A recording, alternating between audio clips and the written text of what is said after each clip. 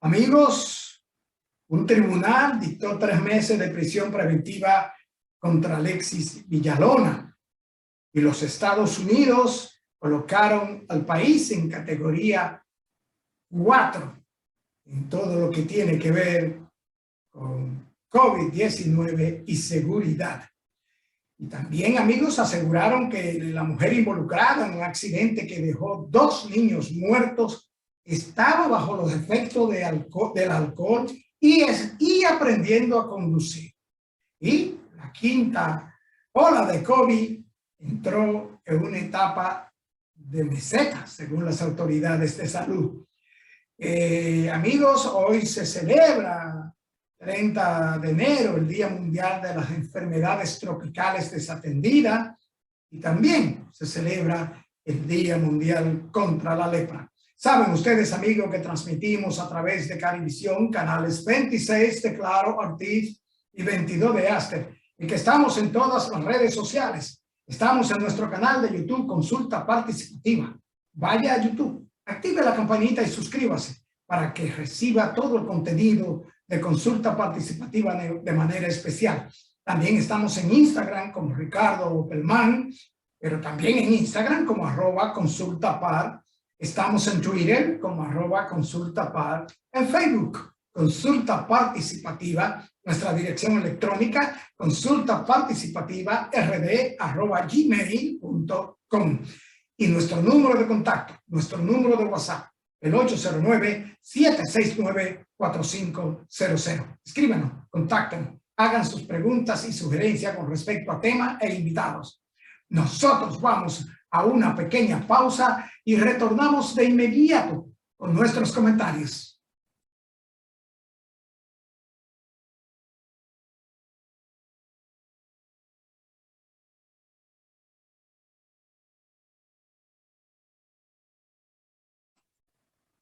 Amigos, y el Tribunal de Atención Permanente de la provincia Peravia dictó 3 meses de prisión preventiva contra Alexis Villalona. Este señor que está acusado de agredir físicamente a Santa Arias la madrugada del pasado 1 de enero en Baní. Villalona deberá cumplir la pena en la cárcel a la cual no quería ir, la cárcel pública de Baní. La magistrada Nuris Félix Pinales dictó prisión preventiva contra Villalona, pese a que Santa Arias había desistido de la querella el jueves pasado al firmar un acto de desentimiento instrumentado por un notario. Y esto, amigos, hay que verlo desde 2 puntos de vista a nuestro juicio. Primero, la agredida firmó un documento de desentimiento. Muy bien, está en su derecho. Pero segundo, creo que la fiscalía y las autoridades hicieron lo correcto. Porque no solamente la dama agredida fue la que fue herida por este señor, sino que también la sociedad dominicana fue agredida y herida por este señor. Y no puede ser que casos como este, por sentimientos de las víctimas, que se presta a esto, a muchísimos comentarios, se ha prestado a muchísima conjetura de que si recibió dinero, de que una persona que había declarado que no iba por nada en el mundo a retirar estos cargos y que había sido agredida y que era operada de corazón abierto y que pudo haber muerto, alegaban la familia. Y después de 14 días de este señor prófugo y de que las autoridades gastaron muchos recursos en su persecución y su captura para conducirlo hasta la justicia, pues la agredida retiró los cargos. Pero la sociedad no retiró los cargos. Y esperamos de las autoridades judiciales competentes que este caso llegue al final de la aplicación, con la aplicación de la ley como debe ser para reparar la sociedad. Amigos, y en el momento en que la República Dominicana está invirtiendo recursos y hace notorios esfuerzos encabezados por el señor presidente de la República, licenciado Luis Abinader Corona, y el ministro de Turismo para restablecer la industria turística, el Departamento de Estado de Estados Unidos aumentó al nivel 4 su alerta para viajar a nuestro país a sus ciudadanos y les recomendó que no vengan a nuestro terruño por la incidencia del coronavirus, la inseguridad ciudadana. Los centros CDC para el control y la prevención de enfermedades de Estados Unidos habían emitido un aviso de salud para viajar a República Dominicana debido a un nivel muy alto de COVID en el país. En este comunicado que dio a conocer el Departamento de Estado, también añadió que los ciudadanos estadounidenses deben tener precaución al visitar la República Dominicana debido a la delincuencia que se registra. Señala también que los delitos violentos, incluidos los robos a mano armada, homicidios y agresiones sexuales, son motivo de preocupación para que sus ciudadanos viajen a territorio dominicano. También señaló la alta disponibilidad de armas, el uso y comercio de drogas ilícitas y un sistema de justicia, óigase bien, penal, criminal, débil, y que esto contribuye al alto nivel de criminalidad en una escala más amplia. Detalla el comunicado que las áreas que no son urbanas del país no tienen seguridad, pero reconocen que gracias a un cuerpo de policía turística profesional y a un sistema 911 y una concentración de recursos por parte del Estado, las áreas turísticas tienen y están mejor vigiladas. Recomendaron a los estadounidenses tener cuidado a los lugares que asistan en el país y no resistirse físicamente a cualquier intento de atraco o agresión y no mostrar signos de riqueza como por ejemplo relojes, joyas costosas. Nosotros, amigos televidentes, realmente no entendemos este comunicado en todas sus partes, ya que si bien es cierto que hay delincuencia, si bien es cierto que hay droga, las autoridades han trabajado y están trabajando en el caso de droga conjuntamente con los Estados Unidos y que tengamos noticias y recuerdo estos periodos del nuevo gobierno han sido los meses y el año y tantos meses que lleva en que más drogas se ha incautado y que la justicia ha trabajado muy estrechamente con la sociedad dominicana contra la corrupción, la proliferación de actos delictivos, el porte y tenencia ilegal de armas y la droga. Veremos a ver qué repercusiones tiene este comunicado del Departamento de Estado. Amigos, brevemente, la dama que, según se vio en las redes sociales y ha publicado la prensa, provocó la muerte de 2 niños, presuntamente se encontraba bajo los efectos de alcohol y aprendiendo a conducir en plena ciudad. Y los familiares de los niños que murieron y el que está gravemente herido, esta jipeta Santa Fe, conducida por esta dama en San Pedro de Macorís, dicen que la misma no estaba en su sano juicio. Habría que ver la acción de las autoridades porque estos niños, Carlos José Nova Peguero, de 5 años, y Jeremy Resuel Nobel, de 7, quienes salían de practicar béisbol después de una jornada de deporte, fueron atropellados y perdieron la vida. Y un tercer niño está grave en cuidados intensivos bajo asistencia médica. Amigos, hasta aquí nuestro comentario de hoy. Les invitamos a nuestra entrevista central, donde estaremos hablando con el doctor Leonardo Andújar Saiter sobre los derechos, deberes de los pacientes y los médicos. Volvemos en breve con nuestra entrevista central.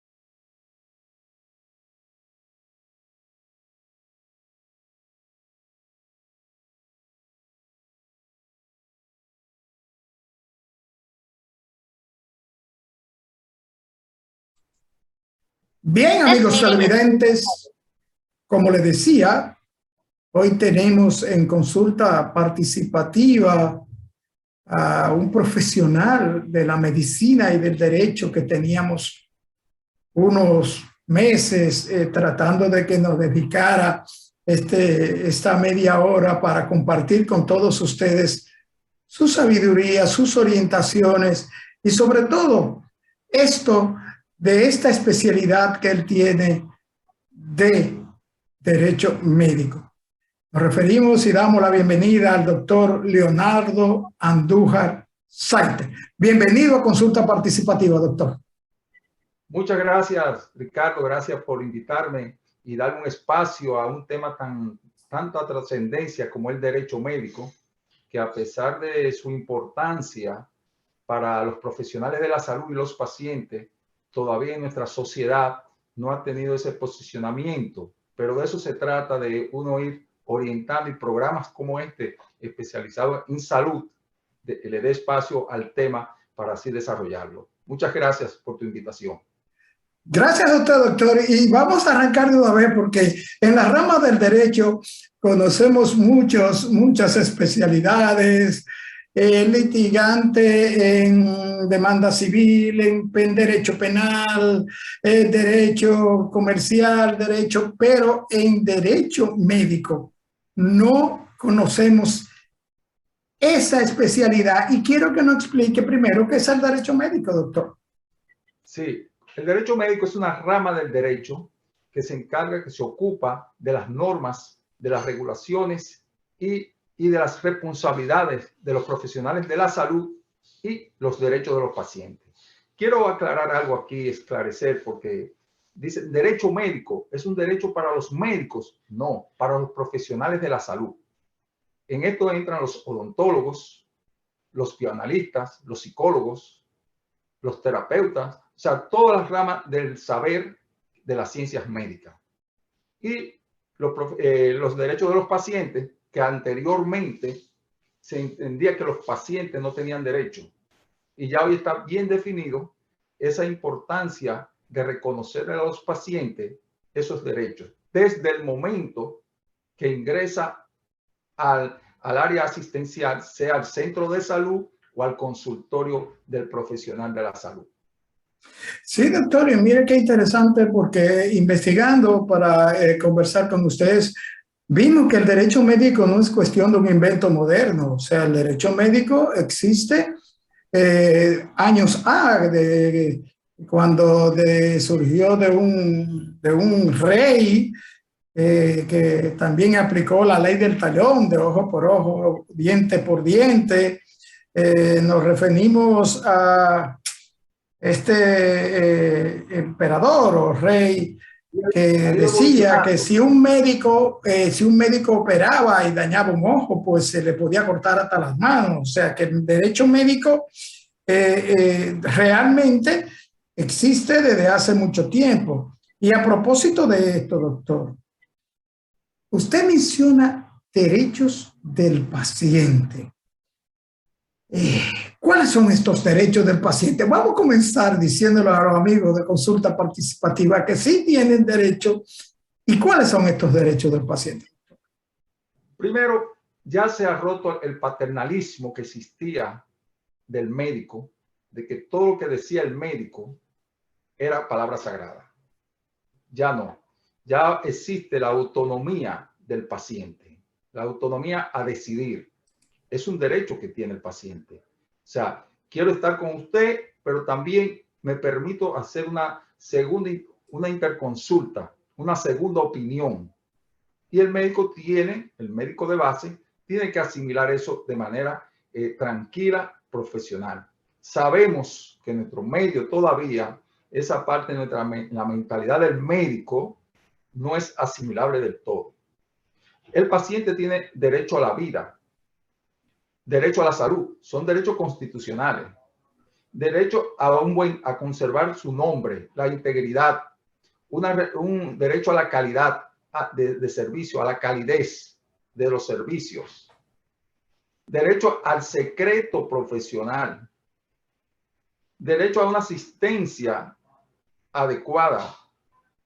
Por ejemplo, el derecho a respetar el tiempo del paciente, y eso vemos muchas veces que un profesional de la salud lo cita a usted para las 2 de la tarde y son las 5 de la tarde y ese profesional de la salud no ha llegado al área de laboral. Puede suceder, como son profesionales de la salud, se le presenta algún tipo de emergencia, pero todos los días, y eso es un irrespeto al paciente. Entonces, el paciente tiene que saber que tiene muchos derechos. Derecho a elegir, derecho, incluso derecho a ser asistido, por ejemplo, en la parte religiosa. Si está interno el paciente y necesita de una asistencia religiosa, el médico, independientemente de su conocimiento de ciencia, tiene que aceptar que el paciente solicite esa parte religiosa. Son muchos los derechos ya de los pacientes que no se le puede cohibir a ningún paciente. Sería violatorio. E incluso la Ley General de Salud, también contempla en su artículo los derechos de los pacientes. Doctor, y esto es muy importante, esto del consentimiento para los procedimientos y estar debidamente informado antes de practicarle cualquier tipo de procedimiento a un paciente, ¿cierto? Es un punto importante del derecho médico. El consentimiento informado incluso es tan antiguo desde los tiempos de Hipócrates, el juramento hipocrático. Se dice que ahí nace el consentimiento informado. Y es un consentimiento ético, legal. Por ejemplo, lo que nos dedicamos a la medicina legal, a litigar en los tribunales los casos de mala praxis, entre los puntos las pruebas principales que buscamos, el consentimiento informado. El consentimiento informado, regularmente, los centros de salud, tanto en el área de emergencia como muchas veces en el quirófano, tienen una hoja impresa ya de antemano que le dice, venga, fírmeme aquí. Eso no tiene ningún tipo de valor legal. Hay un requisito para el consentimiento informado tener validez.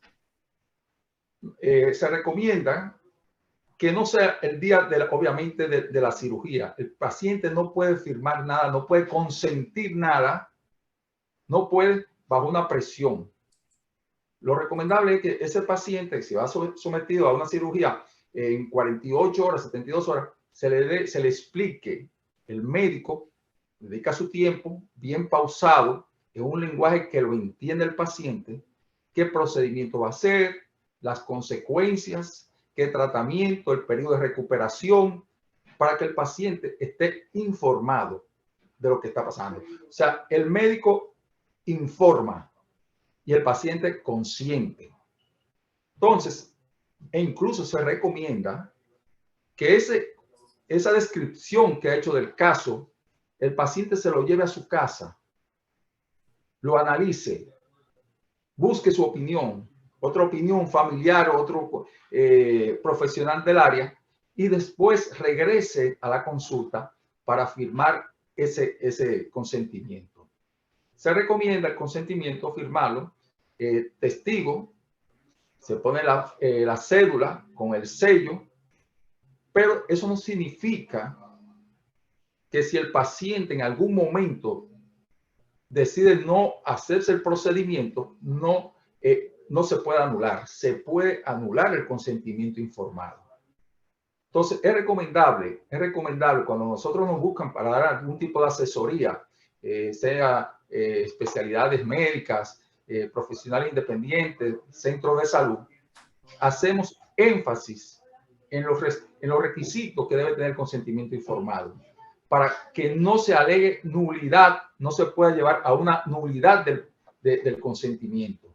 Entonces, eso hay que tenerlo pendiente. Y los profesionales de la salud, hay una situación lamentable que no nos gusta escribir y tenemos que aprender a escribir, o sea, dedicarle tiempo, coger un récord médico, escribir. Y ese consentimiento informado tiene que ser preciso, claro, entendible, no en el lenguaje médico, sino en el lenguaje que el paciente pueda entender. Y con eso hay muchos casos en nuestro centro de salud de que te ponen a firmar y incluso el médico cree que si el paciente firma, lo exime de responsabilidad. Cuidado, no. El consentimiento informado no exime de responsabilidad ni civil ni penal al médico. O sea, si comete una negligencia, aunque haya firmado, haya consentido el paciente, el profesional de la salud, sea odontólogo, sea médico, bioanalista, en fin, quien sea, un centro diagnóstico, si sucede algo, puede ser demandado en los tribunales de la República. Doctor, yo tengo una pregunta a propósito de eso que usted está señalando, de una amiga televidente. Oiga esto, doctor. Dice, me recetaron un medicamento de alto costo para el cáncer. Cuando fui a mi seguro, o sea, su ARS, entiendo yo, para que me aprobaran este medicamento de alto costo, el financiamiento de este medicamento de alto costo, me pidieron un historial clínico, médico. Lo solicité en el centro de salud de la cual soy paciente hace 18 años. Estuve un mes y medio sin la aprobación del medicamento porque a insistencia mía a los 3 meses fue que me dieron por escrito este historial. Explíqueme, doctor. Eso es frecuente. Eso es muy frecuente y lo vemos más frecuentemente cuando un paciente quiere el récord médico, que el récord médico, el historial médico, el expediente clínico es del paciente.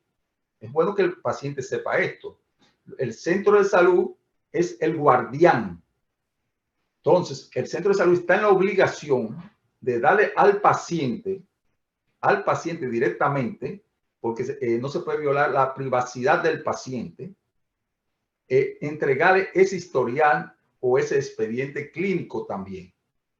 Los centros de salud temen entregar esto porque piensan que pueden coar una demanda. Pero hay procedimientos, porque el derecho todo está contemplado. A mí me ha pasado, por ejemplo, y voy a mencionar un caso personal, con la muerte de mi padre en Sedimat, me entregaron un récord sin firma y sin sello. Y yo lo tomé. Yo sé que eso no tiene ningún valor en justicia, pero lo analicé desde el punto de vista médico-legal. Y efectivamente, entonces acudí al Ministerio Público que solicitó el récord correcto. Pero, ¿qué pasa? Entrega un récord parcial, mutilado.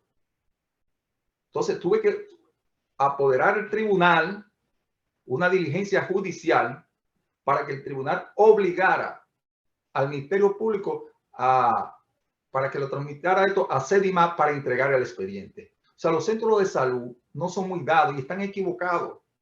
Los récords médicos, mire esa señora, por ejemplo, el tiempo que duró para recibir ese informe, un asunto, podemos decir, de vida o muerte, porque está esperando un medicamento que es vital para ella por su enfermedad, de su cáncer.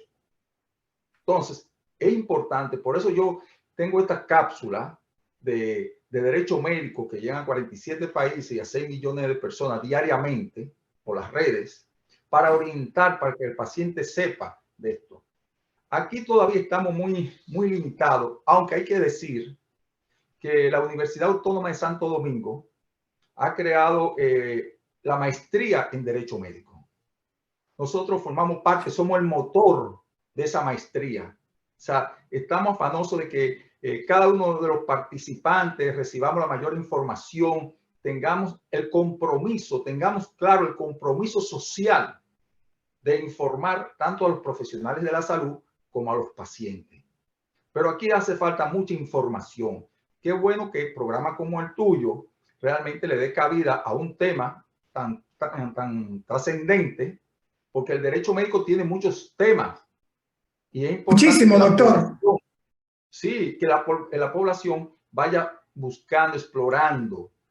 A través de la cápsula diariamente, personas nos abordan y nos presentan sus problemas, sus situaciones. Y a Dios gracias, hemos podido ayudar a muchas personas solamente informándoles y saben que den los pasos necesarios para buscar la información deseada. Doctor, hablamos de derechos médicos del paciente. ¿Y cuáles son los deberes del paciente, las obligaciones del paciente? ¿Cómo un paciente debe comportarse ante su prestador de salud, sea este el médico o el centro al que asiste? Esto, doctor, después de la pausa.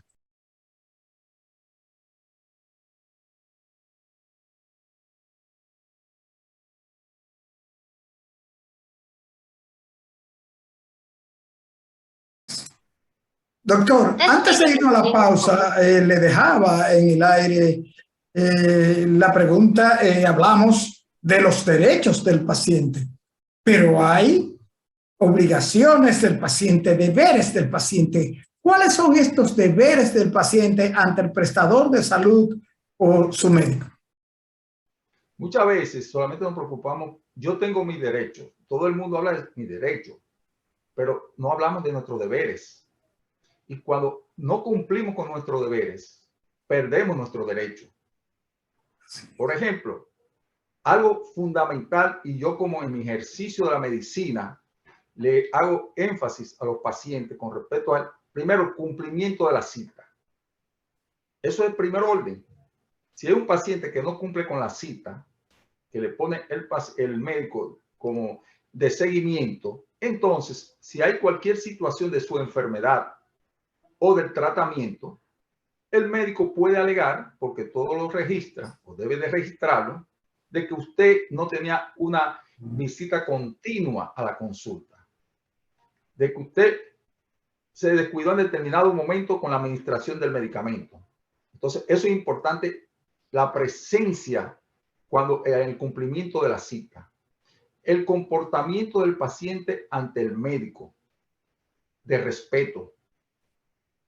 El comportamiento del paciente en el lugar asistencial, o sea, respetar las instalaciones del centro, que muchas veces entendemos que porque estamos pagando una consulta, tenemos derecho a destruir el lugar.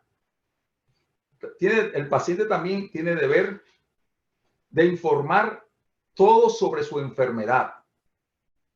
Eso es muy importante.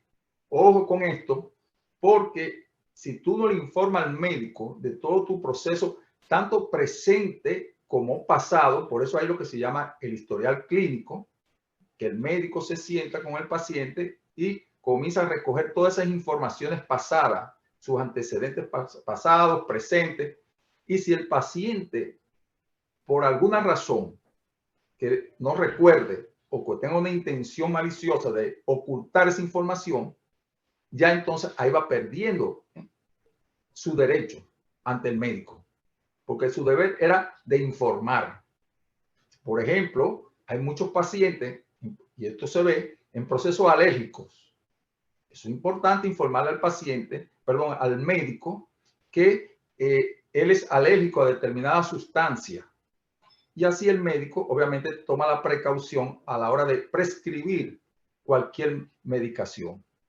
Pero no solamente el paciente, porque estamos enfocados, estamos hablando del paciente hacia el médico, pero recuerde, el derecho médico es de todas las ramas del saber de las ciencias médicas. También pasa con los odontólogos.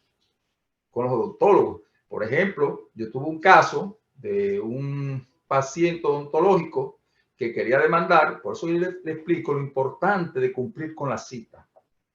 El paciente le hicieron un procedimiento de rehabilitación bucal y después había que hacer un implante. Y el odontólogo le hizo un cronograma de actividades, pero el paciente no cumplía con ese cronograma de actividades. En un momento dado, el paciente hace una inflamación en los alveolos dentales y quiere demandar al médico porque tiene imposibilidad para comer, está incapacitado, todo esto. El caso me llega a mí, ese caso real. Y yo era el representante legal del odontólogo. Y estuvimos analizando, le digo, no, espérate, oye, tú hiciste un consentimiento informado, lo tenía bien hecho, le hizo un cronograma de actividades, pero quien no cumplió fue el paciente. Entonces, el paciente desistió, se le analizó, llegamos a una conciliación y de que ahí no hay un caso legal. Entonces, el paciente, para mantener su reclamo, es importante ese derecho, o sea, ese deber de cumplir con la cita, del seguimiento, lo que recomienda el doctor. Doctor, precisamente ahí está nuestra pregunta. Derechos de los médicos o, como usted bien señala, los profesionales de la salud. Mira, tú sabes que los profesionales de la salud, el tema de derecho, cuando tú le hablas de derecho, se pone un poco nervioso. Derecho médico, como te dije, yo he dado conferencias en sociedades especializadas, en rama de la medicina, y ese tema lo pone nervioso y muchas veces el médico no quiere incluso que le hablen de esto. Grave error. Pero aún de sus propios derechos, de los propios derechos del médico, doctor. Claro, y mientras más informado tú estés, menos vulnerable te vuelve ante los pacientes. Yo insisto por eso, y a nivel de la maestría, yo siempre he dicho algo, que el derecho médico es para los médicos abogados, no para los abogados, para los médicos abogados. El derecho médico es un derecho regulador, no sancionador. Ya cuando vamos a la parte de sanción, nos vamos a la medicina legal. Pero ¿quién entiende más, quién interpreta mejor que un médico abogado en estos procesos? Obviamente, porque el abogado conoce la parte procesal, pero la parte médica es difícil que un abogado pueda sostener un expediente si no está formado como médico. Pero ¿cuáles son estos derechos específicos que tiene el médico, doctor, ante el paciente? Bueno, el derecho al paciente, exigir cumplimiento. O sea, el médico puede exigir el cumplimiento del paciente. Claro que sí. El médico puede exigir el cumplimiento del tratamiento. El médico puede exigir que respeto. El médico puede exigir incluso la forma de vestirse a la consulta. O sea que son derechos que el médico tiene, porque hablamos que el médico es sancionado y todo esto, pero el médico también tiene derecho. Lo que pasa es que el médico no busca, no explora. Nosotros tenemos por formación, desgraciadamente, los profesionales de la salud, tenemos desgraciadamente, de que a nosotros nos formaron para ver pacientes y muchas veces ni pacientes sabemos ver. Entonces ya tenemos que abrir esa mentalidad, el profesional de la salud, para incorporarse a un mundo competitivo y exigente y que necesita de información. Doctor, pero hay un derecho, perdón, hay un derecho, doctor, que se enuncia de los médicos, que es el tener a su disposición los recursos que requiere la práctica profesional. Esto se refiere a que el centro de salud donde labora o presta su servicio el profesional de la salud tiene que proporcionarle los recursos que requiere la práctica médica. Claro que sí. Por ejemplo, un anestesiólogo, por mencionar un especialista, para administrar anestesia, necesita una serie de equipos, sustancias en el quirófano. ¿Y quién provee eso? El centro de salud. En el caso hipotético, por ejemplo, que a ese anestesiólogo, algún paciente fallezca porque faltó algún equipo fundamental, hay que ver primero si el anestesiólogo notificó esto al centro de salud, que hacía falta, por decirle, un aspirador, por decirle algo, porque el aspirador que está dañado. Si él reportó eso al centro de salud, lo exime de responsabilidad. Entonces, el centro de salud asume esa responsabilidad por completo. Claro, los médicos necesitan de esos equipos y son los centros de salud que tienen que, claro, cuando son equipos a ser utilizados, por ejemplo, en quirófanos, en cuidados intensivos, pero hay equipos que cada médico en su consultorio lo tiene según la especialidad, pero ya eso es diferente. Doctor, un colega médico suyo y amigo de nosotros nos dijo: no deje de preguntarle al doctor sobre el derecho a recibir una remuneración justa por los servicios que prestaron. Hábleme de eso, doctor. Bueno, usted me está poniendo una situación difícil con los colegas, ¿verdad que sí? Fíjate, primero, no hay una tabla. Mira, es un tema complejo. El médico no hay una tabla que regule que tú por determinada consulta, determinado procedimiento, o sea, a nivel privado me refiero, primero, a nivel privado, no hay una tabla. Cada médico cobra como entienda. ¿Qué? ¿Cómo entiende? En el lugar, en el centro de salud que esté, eso es importante. Las condiciones socioeconómicas del paciente, también él se visualiza eso y en base a eso cobra sus honorarios. Pero ¿qué pasa? Cuando son por ARS, por seguro, hay una tarifa establecida, pero hay una violación también. ¿Qué pasa? Que el médico está establecido que debe cobrar una diferencia de tanto, por decir algo, 2,000 pesos, por decirle algo, un internamiento, pero el médico cobra 5,000. Está violando el contrato con la ARS. Está violando, eso es violatorio. Pero ¿quién reclama eso? Los pacientes no lo reclaman. A veces hay pacientes que reclaman porque tampoco quieren que le paguen en cheque, sino en efectivo. Entonces son de los conflictos que hay con respecto a lo que es la remuneración económica de la medicina. Y realmente todos trabajamos porque necesitamos alguna entrada, ciertamente, pero la medicina no puede estar enfocada en la parte económica de lo primordial. Es el sentido humanitario. Y ahí es un tema muy importante de por qué la medicina se ha deshumanizado. Y estamos deshumanizados. Y no soy pesimista, pero en los próximos 20 años no veo un proceso real de humanización en la República Dominicana.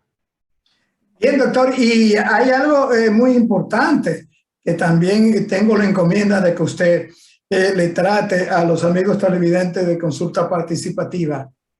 ¿Cuándo pierde un paciente sus derechos ante el centro que presta el servicio de salud o ante el prestador de salud? ¿Cuándo se pierden estos derechos?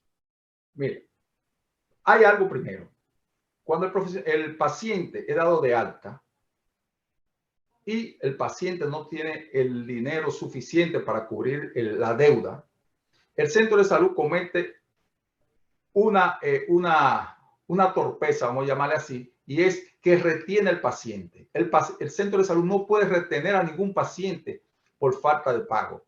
Pero está el centro de salud obligado a dar un crédito que no se le solicitó. Claro, claro, no puede retener. Y yo he tenido casos sobre esto y que le he notificado, eso es un secuestro y han tenido que entregar al paciente. Ahora tú haces, claro, tú incurriste en una deuda y eso hay que honrarla, estamos de acuerdo. Entonces se hace un acuerdo de pago.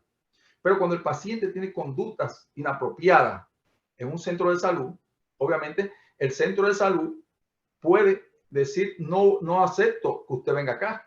Lo puede decir, pero tiene que justificar muy bien. Igualmente que el médico. El médico tiene que brindar su servicio a todos los pacientes, pero por alguna razón, usted y yo tuvimos un conflicto, una situación, yo puedo tomar la decisión de no evaluarlo a usted y recomendarle un colega mío que le dé esas atenciones. Y eso se ve frecuente también en los centros de salud, comportamiento de pacientes que agresivo, que quieren golpear, que lo trataron mal. Entonces el centro de salud puede negarle esta situación, este servicio, perdón. O sea que cuando el paciente se convierte en una posible amenaza para el centro de salud o para el prestador de servicio, pues pierde ipso facto sus derechos. Ahora bien, doctor, hay un comunicador importantísimo de este país, un comunicador muy respetado en este país, que también es médico, que dice esta frase: la salud no tiene precio, pero tiene un costo. A su juicio, doctor, ¿qué es el más importante? ¿El médico o el paciente? Los dos. Porque si el médico no tiene paciente, no hace ejercicio profesional. Y si el paciente está enfermo y no tiene el médico, se muere.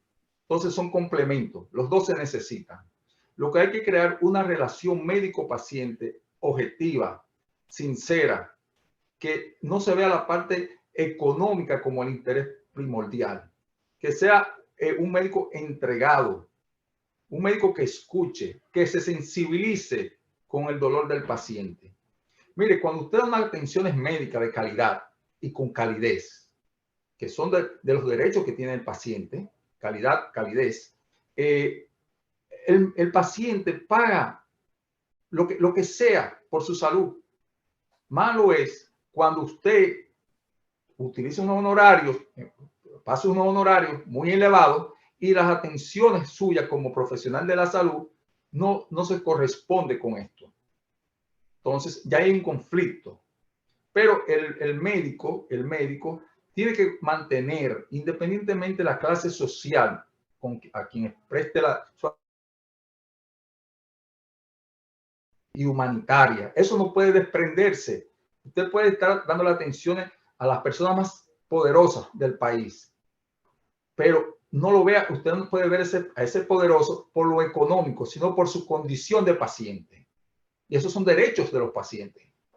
Doctor, se nos fue el tiempo, es inexorable el tiempo y tengo tanta pena porque realmente, doctor, no hemos tratado ni una cuarta parte de los temas que tenemos pautado para consultarle y que usted le oriente a los amigos de Consulta Participativa, pero no queremos terminar este conversatorio sin que usted le diga a los televidentes de Consulta Participativa, ¿dónde está el doctor neurólogo y dónde está el doctor abogado? Ok, nosotros tenemos nuestro consultorio en el Centro de Medicina Avanzada, Dr. Abel González, en la avenida Abraham Lincoln. También ahí tratamos los casos de medicina legal, porque realmente ejercemos dentro del derecho con mayor preponderancia la parte de la medicina legal, que son las demandas médicas, tanto para el médico o para los pacientes cuando así no necesitan. Estamos ya a la orden. Doctor, se me queda una preguntita que me han insistido en ella. ¿Es cierto, doctor, que en la medicina, en el derecho médico, en el aspecto de juicios y demanda, Es necesario que para que se compruebe la mala praxis, se pruebe la intención por parte del ejecutor. Claro, eso es parte, el que acusa es el que tiene que demostrar que hubo una falta y un daño. Porque puede ser el tema de otro programa, un error médico, un error profesional, no necesariamente produzca daño. Entonces, si no produce daño, no hay demanda, no hay caso. Entonces, tiene que producirse daño. Por eso insisto que en los casos de demanda médica, el profesional idóneo, el representante legal es el médico abogado.